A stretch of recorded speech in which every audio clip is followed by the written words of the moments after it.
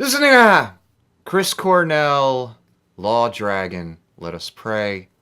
Dear Lord, guide us as we discuss one of the sons of the accuser. Forgive us our sins. We acknowledge your Son, Jesus Christ. In Jesus' name I pray. Amen. Okay, people, I'm going to read you an article by a place called LawDragon that was done back in January, I believe. You've heard pieces of this on Alt Nation, in Detroit news articles, and elsewhere. We've seen pieces of the statements made in this article, but I want to read it in its entirety because it's quite amazing. Here's a look at it. LawDragon, it's about Kirk Pasek, the insurance lawyer for the Black Widow.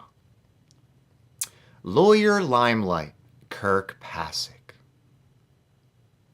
Kirk Pasek has always run his own race. That explains why he recently finished the marathon in Venice, Italy, running through the Riviera del Brenta along the Guadalcanal and to the Piazza San Marco. Why, as a young attorney at Paul Hastings in Los Angeles in the 1980s, he built dual practices in entertainment law and insurance coverage. And perhaps why since then he's traversed the trends of law, firm practice, big firm to boutique to bigger and back again. It may also have something to do with how he found his entertainment practice tragically back in the news this year after his friend and client Chris Cornell, the lead singer for Soundgarden, died in questionable circumstances on tour in Detroit. Pasek in August launched Pasek LLP, a boutique insurance recovery and entertainment firm in Los Angeles, Manhattan Beach, and New York, and already has more than 80 clients. He and his team have defined insurance recovery practice for many years. He and his team have defined insurance recovery practice for many years. Remember that. Collecting more than $7 billion, and are one of a tiny handful of elite lawyer corps in the massive specialty. After their most recent home, Liner LLP, merged with DLA, the team decided that not only to control their own destiny, but also to protect their clients' interests. You've got to be in a position where you don't have to worry about forces external to your practice and what you do for your clients upsetting the balance, says Pasek. The law firm is complemented by a record label he started, Blue Elan, which is the home of a number of legendary artists enjoying a new tune in their careers. LawDragon, this is the interviewer. Kirk, tell me a bit about your new firm, Pasek LLP. You've gone back and forth with big firms and your own firm several times, which I suppose reflects trends in big law practice. Kirk now responds, I joined Paul Hastings out of law school and may have been one of the last people who thought they were joining a law firm and staying forever. It was a great firm, but decided that it would be better not to have a broad-based fight, every insurance company in the world kind of practice. As a young partner, I was on the committee looking at the issue and actually drafted the report that Paul Hastings transition away from insurance coverage in its long-term plans. And then I voted against the plan. He helped draft a plan and then voted against it. It was a very amicable departure because our group was doing something to help the firm in the long run. And the firm actually sent work with us that we didn't originate. So it was a great start. Since then, our practice has been attractive to big firms. But as firms have merged and gotten larger, it's been incompatible with our practice of suing insurers. Let me say that again. But as firms have merged and gotten larger, it's been incompatible with our practice of suing insurers. And who did Vicky call minutes after Chris's death? This man, who practices suing insurers. That's what happened at Liner, where we were most recently, which merged with DLA. We need the ability to control what our practice can and can't be. And if there's going to be any conflicts that are created, it'll be on our watch, our responsibility. We are dedicated to representing insurance policy holders. Do you hear that? Notice how the details go right into the insurance recovery stuff. Very little about the entertainment stuff. You notice that? And not representing insurance companies, insurance brokers, insurance agents, or their affiliates. I think we're pretty damn good at it. LawDragon, can you explain to our readers who might not be familiar with insurance recovery what the practice entails? Kirk, very few people come out of law school saying, I want to be an insurance coverage lawyer. And most, when you tell them you do insurance, run from it. What we do is really a specialty that sweeps through almost every practice area, every business area on the planet. When we represent insureds, it's not just looking at their insurance policies. It's not the mundane stuff about having insurance policies and revising them, although we help clients with that. It's taking a look at risk management in its broadest sense. Risk management is not just, oh, what kind of insurance do we buy? But it's how do we get the most out of that asset called insurance? Think of it as a bank account, and for corporate America, it can be $1 billion bank account.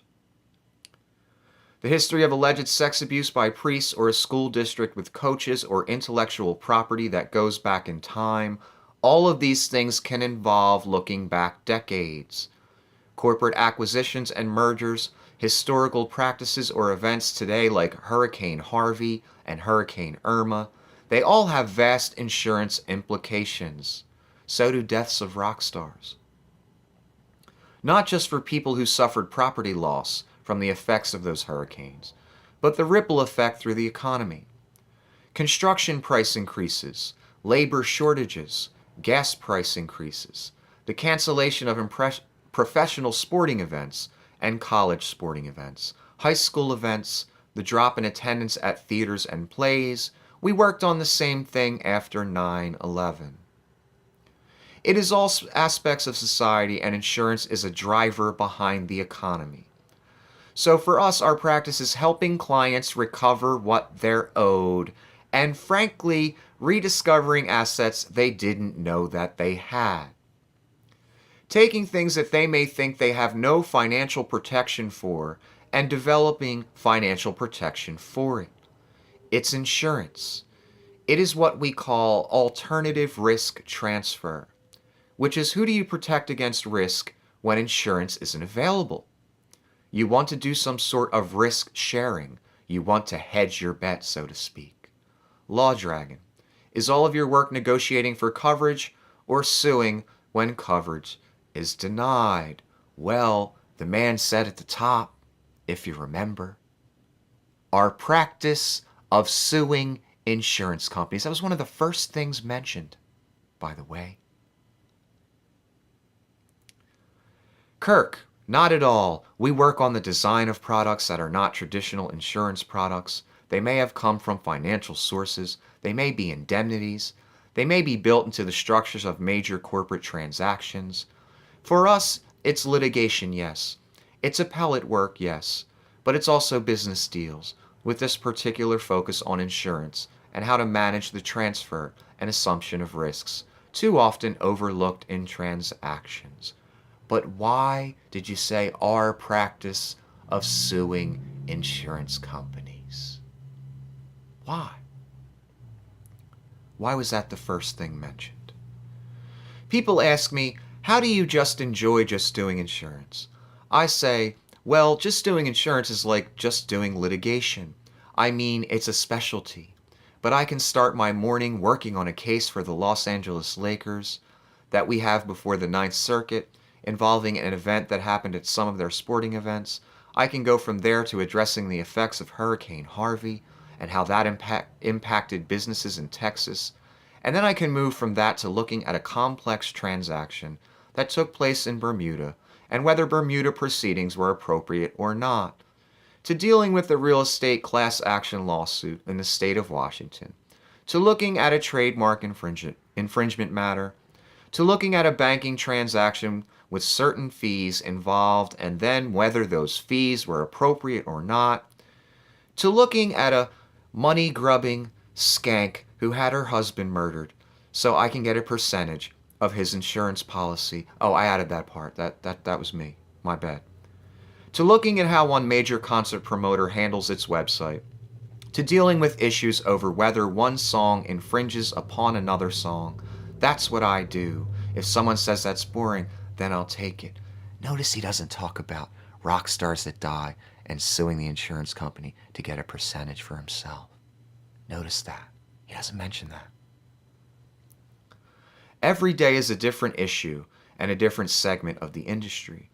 We have handled things from government interference with coal contracts in Indonesia to Thailand flood losses to the impact of substances on banana plantation workers in 17 foreign countries to flood losses in France to, of course, the earthquakes, the civil unrest after the Rodney King verdict in Los Angeles, Superstorm Sandy. I think we tried the first Superstorm Sandy insurance coverage case. We get to make the law by the appellate arguments we do.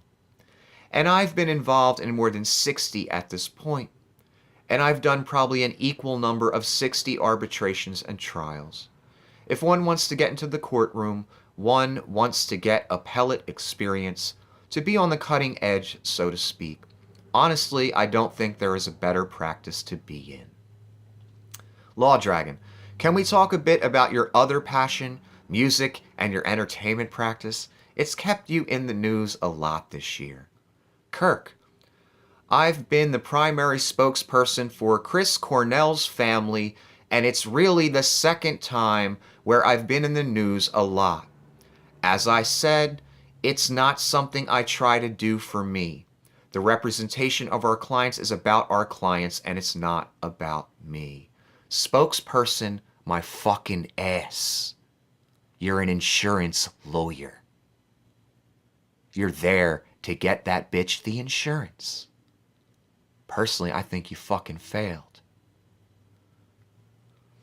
The number of high-profile clients we've represented would probably surprise a lot of people. My first foray into the news was one of these things where I was at Paul Hastings in 1987. I was still an associate, and I got a phone call from one of our partners in Washington, D.C. office desperately looking for someone in Los Angeles to help in a matter for a jazz musician. He'd been referred the matter by a lawyer who had once been in the band led by Woody Herman. I took the case and I realized that Woody Herman was a jazz legend. He's a Grammy winner and had 40 or 50 top 10 songs in his day. He was being evicted from his home for failure to pay rent. He was under 24-hour nursing care. He was in an oxygen tent, and so we needed to go in the following Tuesday after a September holiday weekend and try to stop his eviction. We reached out to the LA Times, and they were not interested. In those days, there was the Herald Examiner, LawDragon, the good old days. Kirk, that Monday I came into the office. It's a holiday, and the receptionist who was there hands me a stack of messages, and there are all these reporters calling, and so she said, "Have you seen the paper today? You're in the Herald Examiner." I went back downstairs and bought a Herald Examiner. The story about Woody Herman was on the front page with the headline above the fold. The saga involved what we did to keep him in his house. We ended up fighting in a legal proceeding over whether the IRS, which had sold his house, had complied with its procedures. We ended up proving that it had not, so we got his house back. And then it was sold for a fair price. And we set up a foundation to raise money for him and other ailing musicians. The foundation eventually formed the Seed Donation to Music Cares, which is probably the largest music support organization through the National Academy of Recording Arts and Sciences. You had this situation where nobody wanted to work the weekend. We worked the weekend, and I ended up being on the cover of the American Lawyer for this work. Then you flash forward to 2017 and Chris Cornell's untimely passing. I had worked with Chris and his family for 10 years. We had become friends over that time, and we had lengthy conversations about music and kind of what his direction was going to be. I think the last time Chris and I had lunch was at the Beverly Hills Hotel, and it turned into a 7-hour lunch, and I don't think we talked about the law one iota. Bullshit. You guys weren't friends. Get the fuck out of here. Bullshit. 7-hour lunch, my ass. Not talking about the law, my ass. LawDragon, what did you talk about? What he wanted to do after Temple of the Dog and Soundgarden and Audioslave, and his solo stuff, his thinking for the future, how excited he was about various plans that he had. He was kind enough to invite me to a Temple show that they did at the Forum. I went to a private party out in Malibu that he and Sting performed at together. We just talked about a wide range of things, including his deep love for music and his love for his family, for his kids, and so with his death, it was kind of a shock to all of us because that wasn't the Chris Cornell that we knew. Explain your contacts with him around the time of his death and how that transpired. Kirk. I'd been in touch with Chris just a couple days earlier. We had a project in mind for Chris that he and I had started to talk about that would have been a duet with one of the artists on our label. Did you hear that? Our label. It would have taken Chris in a little bit different direction. But with his death in Detroit, I ended up as sort of the point person at the family's request with the media and on legal issues. More like insurance issues. Not legal, insurance. The point person.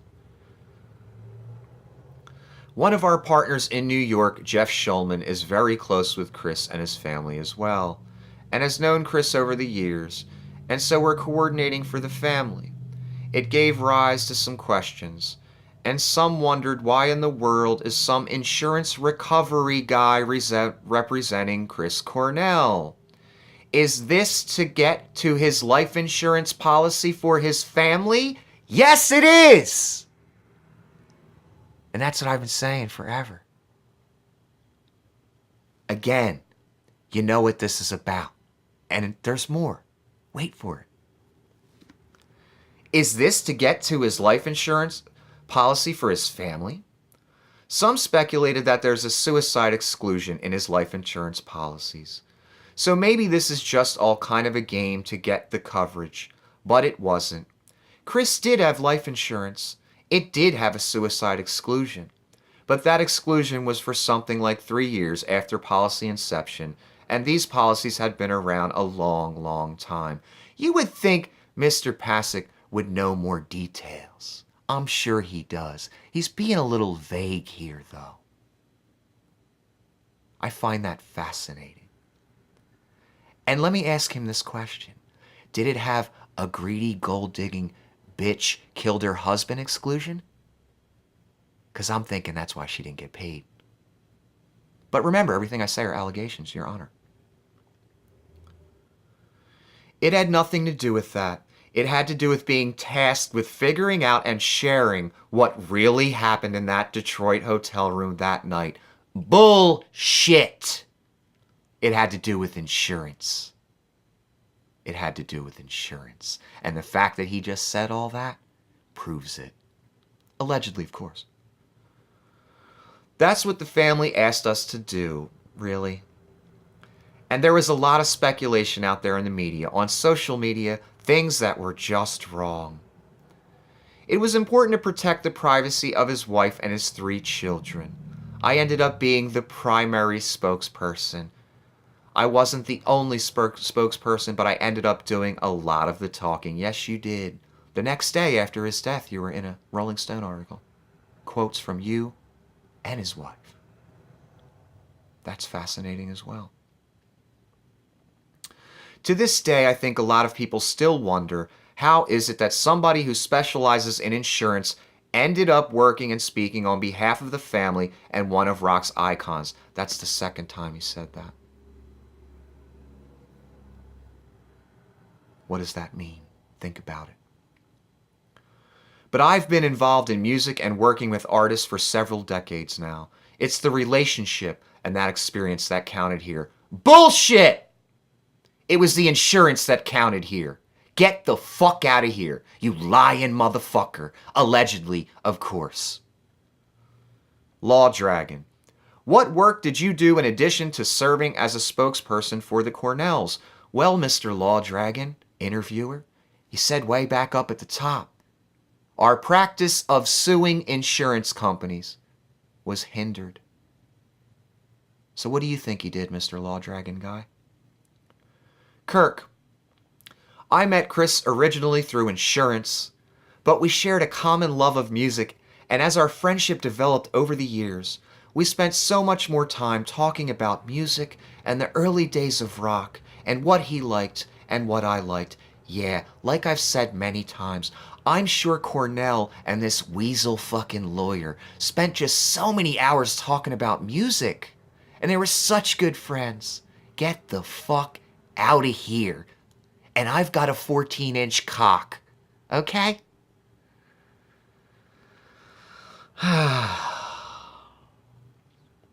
When Vicky, his wife, contacted me, I think it was within a few minutes after his death. We stepped in, not really as lawyers. Bullshit. We did legal work, but Jeff and I, as friends of the family, were just people who were helping others in their time of need. But you just said we did legal work. You just said it. But it was just in a friend capacity, right? I had to be more at the forefront than, frankly, I'm comfortable being. I'm sure you were very comfortable there. Just thinking of that percentage. I'm sure you were very comfortable. But this was really about Chris and his legacy and his kids. No, it was about insurance, motherfucker. About suing insurance companies, like you said, way back up at the top. In the social media world, it's really hard to protect kids and others from rumors and speculation and just some of the nastiness that's out there on the internet. We tried to tell the story as it was, and to make sure to convey that for the family and for people that knew Chris and for the members of the band, that committing suicide was just not Chris Cornell. Yeah, we know it wasn't Chris Cornell, because it wasn't suicide.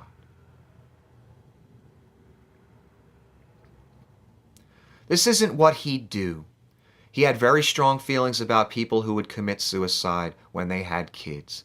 Very strong, negative feelings about it. It was deeply troubling to him when people would do it, so he always thought there was more to the story than Chris Cornell killed himself. Oh, there's certainly more, and it has nothing to do with fucking Ativan. 41 ng. 41 ng per milliliter. That's all. We want to see what the toxicology report says because we don't believe that Chris Cornell would have knowingly, understandingly, intentionally taken his life. We don't believe it either. But it has nothing to do with the tox report. When the tox reports came back, the medical examiner's conclusion was, in essence, to the effect of, well, he didn't die from a drug overdose. He died from the noose around his neck that caused asphyxiation. We have no evidence that anyone put that exercise band around his neck other than Chris himself. So we call that suicide. I don't think that means it's suicide from anybody else's point of view.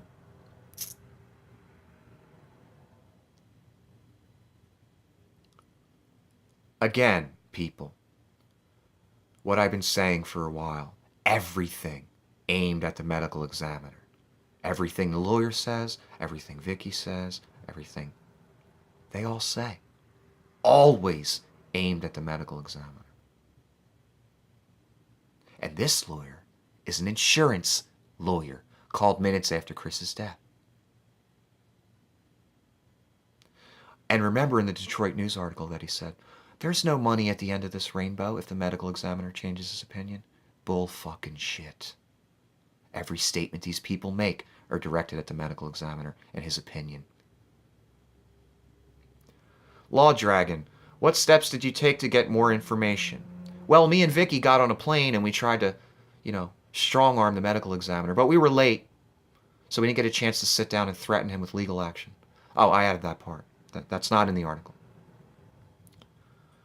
We retained two of the country's leading experts, a toxicologist and a pathologist, to do an independent review of the medical reports, not to come to a preordained conclusion. Let me stop here. There's some points I need to make in this section. They didn't get the experts till the tox came out.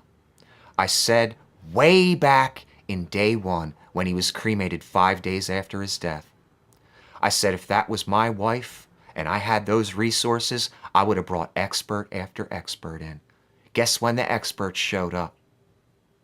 After the tox came out and they didn't get their Ativan determination. That's when the experts were called in. Not day one.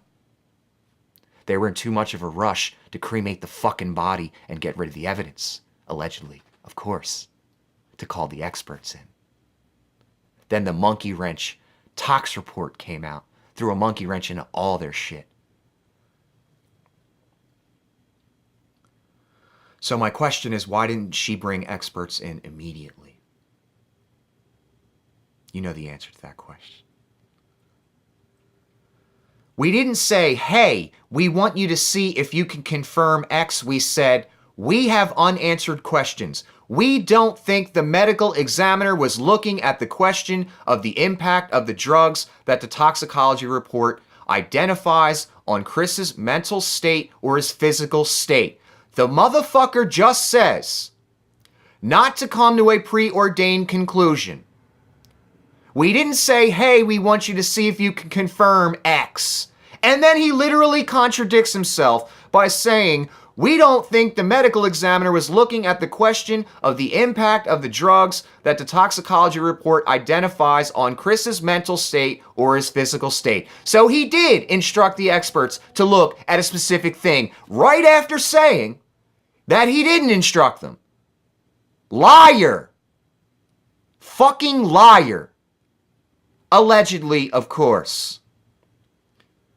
We want you to look at and tell us what do you think. He literally gave them specific instructions after saying he didn't 2 sentences ago. We now have those reports and they confirm that there was a combination of drugs in Chris's system that would have impaired his mental judgment, his mental capacity, and his physical capacity. Bullshit.